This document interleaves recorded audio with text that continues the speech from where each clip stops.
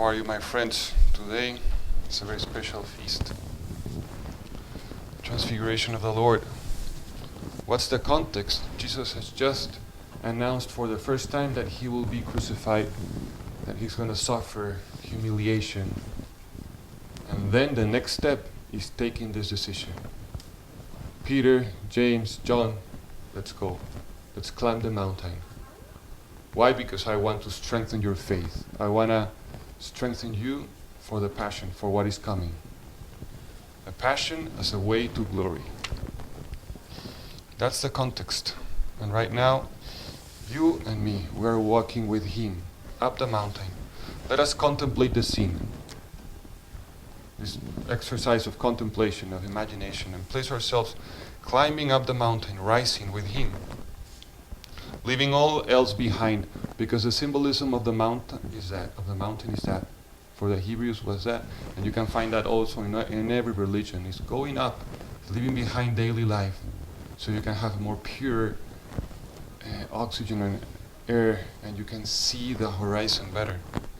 Leaving all else behind, every burden away. Suddenly, there's only Jesus, who is fascinating, who is calling your attention. And you're in awe, in heartfelt affection.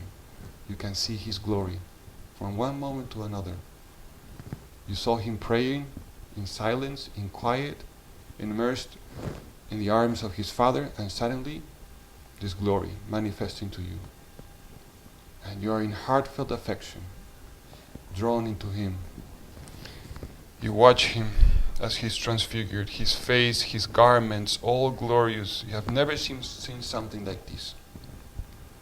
What do you feel? There's a fascination for the divine.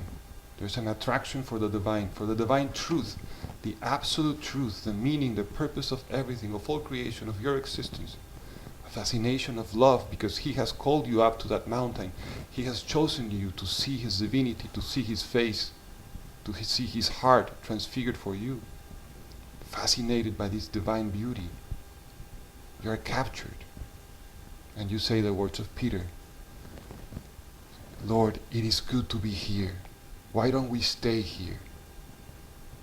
What are these words describing? It is good to be here.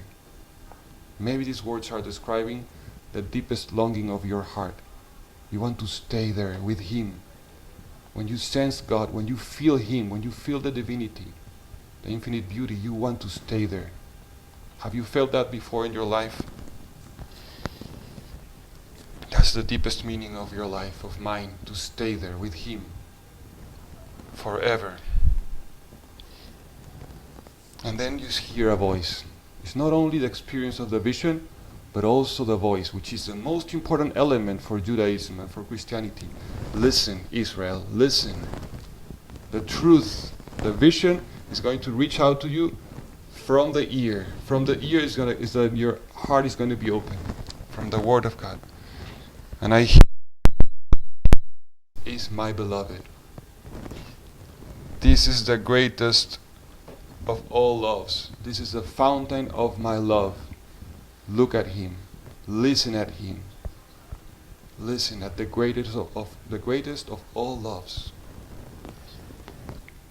And we might feel in our hearts, Lord, teach me to listen to you better. Enkindle in me the desire to listen to you.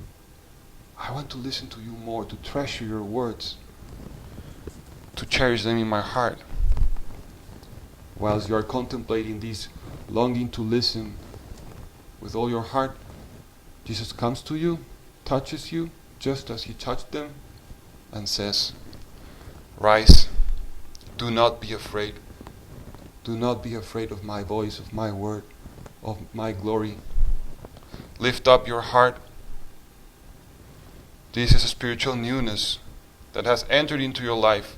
Now fix your eyes and seek the things above. Now that you have seen my glory, live your life seeking the things above.